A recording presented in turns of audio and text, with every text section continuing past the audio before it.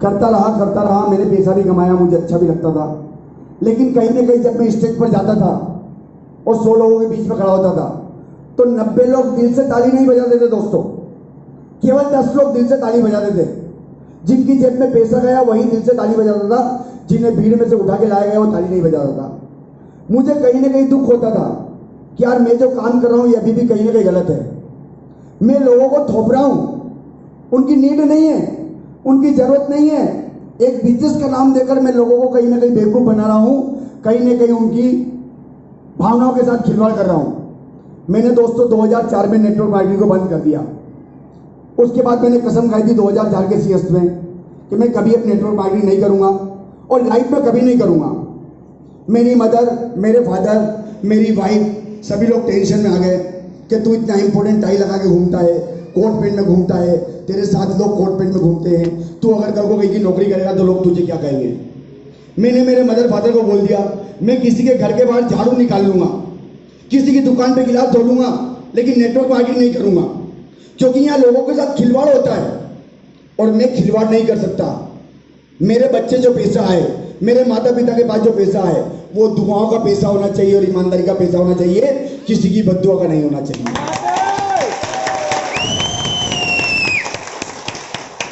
यही सोचकर मैंने 2004 में नेटवर्क मार्केटिंग को वाइंड अप कर दिया। उसके बाद मैंने कभी नेटवर्क मार्केटिंग की तरफ ध्यान नहीं दिया। नेटवर्क मार्केटिंग सर्च करता रहा, मैं प्लान देखता रहा, लेकिन कहीं न कहीं बेवकूफ़ बनाने वाले काम मुझे मार्केट में मिले। कहीं कहीं अकेला बैठ के सोचता था कि संदीप शर्मा 42 की तेरी एज हो गई है, तेरे लायक बिजनेस आएगा तो आएगा कब? जब बूढ़ा हो जाएगा। मन ने आवाज दी कोई बात नहीं, बूढ़ा हो गया तो कोई दिक्कत नहीं है। तू अपने बच्चों को बोलना इस प्लेटफॉर्म की ताकत मुझे पता है, सिर्फ इस प्लेटफॉर्म पर तोड़ लगाने की तुम्हें जरूरत है। क्या बात है। मुझे सर काफी कंपनियां सर्च करने के बाद अक्टूबर 2019 में मेरे गुरुदेव मूलचंद जी सर को मैंने यूट्यूब पे देखा। मैंने प्रोडक्ट के बारे में जानकारी ली। मेरे घर में कुछ प्रोडक्ट की नीड भी थी। डॉक्टरों ने काफ़ी सारा खर्चा मुझे बोल दिया था, मिडिल क्लास था, गरीब परिवार था, इतना खर्चा नहीं कर सकता था मैंने एक दिन यूट्यूब पर देखा। मुझे भी लगता था यूट्यूब पर काफ़ी सारी चीज़ें बेवकूफ़ बनाने की आती रहती है, ट्राई करते हैं। मैंने गुरुदेव को फ़ोन लगाया, गुरुदेव ने मेरा फ़ोन उठाया। मैंने कहा सर मैंने आपका प्रोडक्ट देखा, मेरी मदर को, मेरी वाइफ को, मेरे बच्चों को और मुझे ये दिक्कत है, क्या आप ये ठीक कर सकते हैं? सर ने कहा 100% ठीक कर सकते हैं। मैंने कहा सर सभी यही कहते हैं 100% ठीक कर सकते हैं। बोले सर हम भी कर सकते हैं। मैंने कुछ प्रोडक्ट मेरे घर के लिए मंगवाए, सर को मैंने मेरे डॉक्यूमेंट सेंड किए। सर ने मुझे बताया कि आप अगर ऐसे मंगाएंगे तो आपको MRP चार्ज देना पड़ेगा, आप अगर अपना डॉक्यूमेंट देते हैं तो आपको डायरेक्ट DP रेट में मिल जाएगा। मैंने कहा ठीक है सर, ये मेरे डॉक्यूमेंट ट्रांसफर करता हूँ मैं, आप मेरा रजिस्ट्रेशन करिए और मेरे घर की जरूरत की कुछ प्रोडक्ट भेज दीजिए। मैंने मेरे घर की समस्या के बारे में सर से चर्चा करी। सर ने मुझे बताया आपको क्या क्या प्रोडक्ट लगेंगे।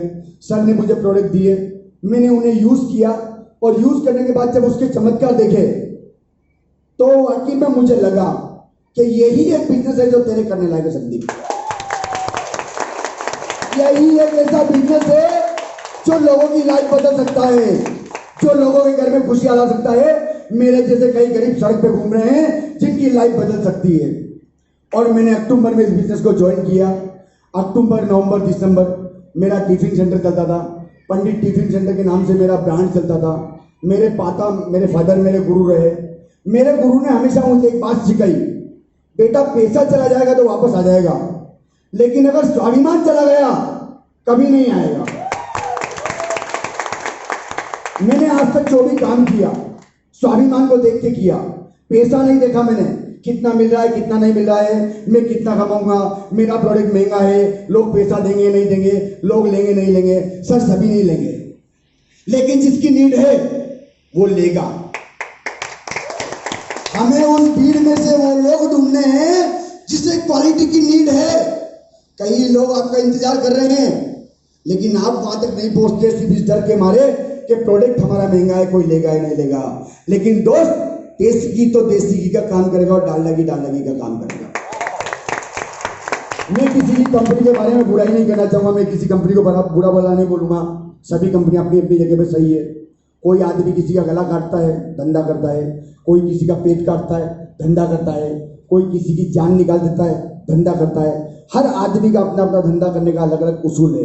मेरा भी एक उसूल था, मेरा ये असूल था कि मेरा स्वाभिमान कभी खत्म नहीं होना चाहिए। पैसा आए नहीं आए जहाँ कोई फर्क नहीं पड़ेगा, लेकिन स्वाभिमान खत्म नहीं होना चाहिए। अगर ये स्वाभिमान खत्म हो गया और मेरे पिताजी अगर कहीं सड़क पे से निकले, उन्हें अगर किसी ने कोई बात उठाकर बोल दी तो मुझसे बर्दाश्त नहीं होगी। मैंने सर टिफिन सेंटर को 6 साल चलाया। एक टिफिन से शुरुआत करी थी और 250 से 300 टिफिन पर डे मेरे जाने लग गए थे। इस टिफिन सेंटर को चलाने में मेरी माँ, मेरी पत्नी, जिसने मेरे कंधे से कंधा मिलाकर मेरा साथ दिया, मेरा सपोर्ट किया, मैं अपनी पत्नी को दिल से धन्यवाद देना चाहता हूँ और भगवान से बहुत बहुत धन्यवाद बोलना चाहता हूँ कि मुझे ऐसी धर्म पत्नी मिली, ऐसी अर्धांगिनी मिली जिसने मेरा जीवन सफल कर दिया। दोस्तों, कई जगह मैंने सुना है किसी की कश्ती डुबाने में ही औरत का हाथ होता है, किसी की कश्ती तिराने में ही औरत का हाथ होता है। मेरी भी कश्ती तिराने के लिए एक औरत का ही हाथ है। मेरी पत्नी ने मुझे हर दुख सुख में मेरा साथ दिया, हर दुख सुख में मेरे साथ खड़ी रही, कंधे से कंधा मिलाकर मेरे साथ चली और मैं गर्व करता हूँ मेरी पत्नी पे और मैं सैल्यूट करता हूँ अपनी पत्नी को। मैं आज धन्य हो गया हूँ कि मुझे ऐसी पत्नी मिली जिसने मेरा साथ दिया। आज इस मुकाम पे जो हूँ मैं, मेरी पत्नी के कारण ही हूँ सर। तो सर टिफिन के साथ करते करते मैंने 31 दिसंबर को मेरे गुरुदेव को फोन लगाया। मैंने कहा गुरुदेव, मैं टिफिन से थक गया हूँ, अब मुझे काम नहीं करना। मेरे गुरुजी और माँ गुरुजी ने मेरी स्थिति देख रखी थी, परिभाती और परिपक्व थे कि मेरी स्थिति क्या है। मेरी स्थिति ये है कि अगर मैं महीने भर काम नहीं करता हूँ तो मेरे बच्चों की स्कूल की फीस भी नहीं भर सकता हूँ। कोई जमीन नहीं है, कोई जायदाद नहीं है, जो भी था ये हाथ पैर थे और इन हाथ पैरों पे मुझे चलना था। सुबह कुआं खोदना था और शाम को पानी पीना था। मेरे गुरुजनों ने और महागुरु ने मुझे मना किया, सर आप अभी टिफिन सेंटर बंद ना करें, इसे 6 महीने टिफिन सेंटर के साथ चलाइए। मैंने कहा सर काम मुझे करना है, काम मुझे अच्छा लगा और मुझे फुल टाइम करना है। मुझे पता है सर आप क्या कहना चाह रहे हैं। मुझे ये पता है कि मेरा चेक कभी बाउंस नहीं हुआ, चेक बाउंस होगा। 10,000 वाले ने कभी गाली नहीं बकी, वो मुझे गाली बकेगा। 5,000 वाले ने कभी मेरी कॉलर नहीं पकड़ी, वो कॉलर भी पकड़ेगा। गुरुदेव, मुझे सब पता है कि मेरे साथ क्या क्या परेशानी आएगी, लेकिन सर 1 साल बाद क्या होगा।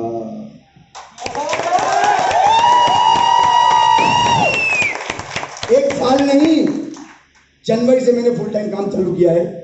अक्टूबर, नवंबर, दिसंबर मैं पेशेंट ढूंढता रहा। मुझे समझ में आया पेशेंट ढूंढने से मजा नहीं आएगा, बिजनेस दिखाने से मजा आएगा। 1 जनवरी से मैं फुल टाइम यहाँ पर आया। आज लगभग 400 लोगों की टीम मेरे साथ है और मेरी प्यारी सी टीम यहाँ पर बैठी हुई है और मैं सभी टीम का दिल से धन्यवाद करता हूँ कि मुझे मेरे जैसे सीनियर मिले, मेरे जैसे गुरु मिले। भगवान महाकाल की मूर्त आज हम लोगों के बीच में बैठी हुई है। मैं ऐसे गुरुओं का दिल से धन्यवाद करना चाहता हूँ, प्रमाण करना चाहता हूँ कि महाकाल ने अपनी मूर्त मेरे हाथ में दी है और ऐसी प्यारी सी टीम मुझे दी है। मैं दिल से गुरुओं का धन्यवाद करना चाहता हूँ। आज देखते मुझे 8 महीने हुए। इन 8 महीने की इनकम की अगर बात करें तो 2 लाख रुपए मैं आपको अपनी बैंक की पासबुक में दिखा सकता हूँ। लॉकडाउन महामारी का दौर था सर, मैंने भी टिफिन सेंटर बंद किया। मैं भी टेंशन में आ गया था, भूचा ला गया था, पैरों के नीचे से जमीन गायब हो चुकी थी। संदीप शर्मा अब क्या होगा। अभी तक तो बिजनेस को बिल्ड कर लेते, लेकिन अब तो लॉकडाउन आ गया। बाहर जाओ तो पुलिस वाले मारे, अंदर आओ तो घर वाली मारे। जाओ तो जाओ कहाँ, कहीं तो जाना जरूरी था। मैंने मेरे एक दोस्त को बुलाया जिनका नाम भी मैं आप लोगों के बीच में बताऊंगा। कोई नहीं था मेरे टाइम, उस टाइम पे जिस फाइटर को मैं फोन लगाता था वो फाइटर कहता था मेरे घर के पास पुलिस बैठी, भैया दोबारा फोन मत लगाना, मैं नहीं आ सकता। मुझे उस दौर में मेरा एक दोस्त मिला, मेरा एक मित्र मिला जिसका नाम है भारत सिंह जी भागवान।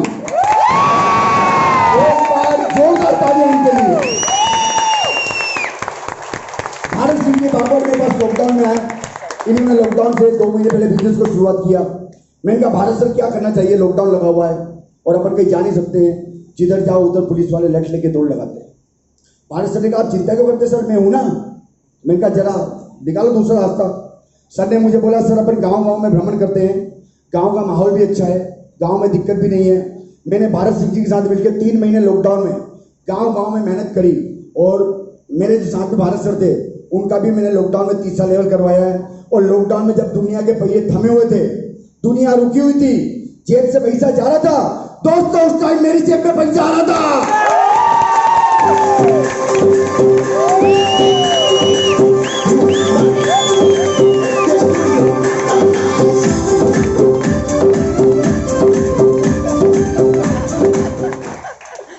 तो दोस्तों इस बिजनेस को मैं दिल से धन्यवाद करता हूँ। इस बिजनेस के बारे में मैं थोड़ा सा कुछ बताना चाहता हूँ आपको।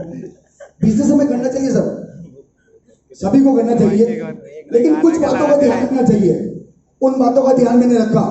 शायद आप सभी लोग मुझसे ज्यादा अनुभवी है, ज्यादा ज्ञानी है, सारे लोग बड़े हैं, मुझसे ज्यादा अनुभवी है, लेकिन जितना अनुभव मेरे पास है उतना शेयर जरूर करूंगा मैं आप लोगों के साथ। मैंने बिजनेस में कुछ चीजें देखी। सर ने मुझे फोन पर बिजनेस प्लान बताया, सर ने मुझे चेक किया कि बंदा आखिर में कहां तक जाता है। मैंने फोन पर मेरा पहला लेवल कंप्लीट किया। मैंने मेरे सीनियर को नहीं देखा था, मेरे भगवान को नहीं देखा था, लेकिन भगवान की बात जो कान के अंदर आती थी वो मेरे लिए भगवान का दिया हुआ प्रसाद काम करती थी। और मैंने लॉकडाउन में और पहला लेवल किया मैंने, और लॉकडाउन में अच्छी खासी इनकम मैंने यहाँ से ली है। इस बिजनेस की दोस्तों सबसे अच्छी बात मुझे ये लगी कि एक तो जो हम प्रोडक्ट देते हैं वो लोगों की नीड का है, जरूरत का है। किसी का गला नहीं काटना है, किसी की बददुआ नहीं लेनी है, किसी का पेट नहीं काटना है, किसी की बच्चे की फीस का पैसा नहीं छीनना है, किसी की पत्नी बीमार है उसने उसके इलाज के लिए पैसा इकट्ठा कर रखा है, आपको उसको लेके नहीं भागना है। आप जो प्रोडक्ट उसके घर में पहुंचा रहे हैं, आप नहीं, भगवान जा रहा है उसके घर में। ये मैं नहीं कहता हूं, ये वो आदमी रहेगा जिसके घर में आपने प्रोडक्ट दिया। हमारे दोस्तों 200 रुपए से प्रोडक्ट स्टार्ट है, 4000 रुपए तक के प्रोडक्ट हमारे पास अवेलेबल है। मैं ये नहीं कहता हूं हमारे 4000 के प्रोडक्ट काम करते हैं, 5000 के प्रोडक्ट काम करते हैं, 10,000 के प्रोडक्ट काम करते हैं। मैं तो ये कहता हूं सर हमारे छोटे छोटे कुछ 2-3 प्रोडक्ट है जिनमें 2 प्रोडक्ट का नाम है डेंटो रोगो तुलसी। जिसके घर में एक बार चली जाए वो दीवाना हो जाए।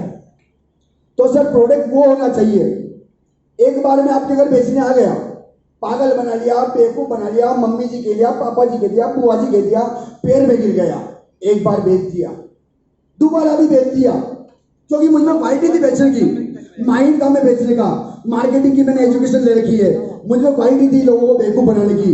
मैंने दूसरी बार भी बेच दिया। सर जब तीसरी बार में बेचने जाऊंगा तो बंदा लठ तेल पिलाए रखेगा, बोले आम बच्चा ना टांग तोड़ दूंगा। डर लगता था सर कि कहीं ऐसा काम ना कर लूं कि मेरे लिए भी कोई लठ पिला के तैयार रखे कि बजा दो साले को। तो सर मैंने कोई काम नहीं किया। इस कंपनी के प्रोडक्ट इतने बढ़िया है जिसका रिजल्ट यहाँ बैठे कई लोगों ने लिया है, और इसका परिणाम अभी 2 मिनट में आपको पता लगेगा। जिस किसी ने भी मेरे प्रोडक्ट का रिजल्ट लिया है वो एक बार जोरदार ताली बजाकर ये प्रोडक्ट है।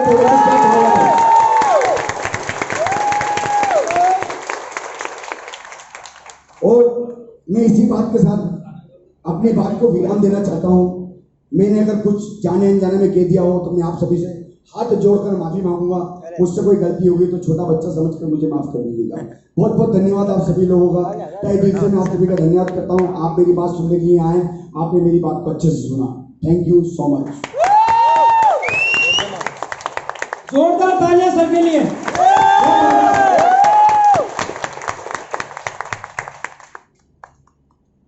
फील हुआ कि नहीं हुआ आप लोगों को?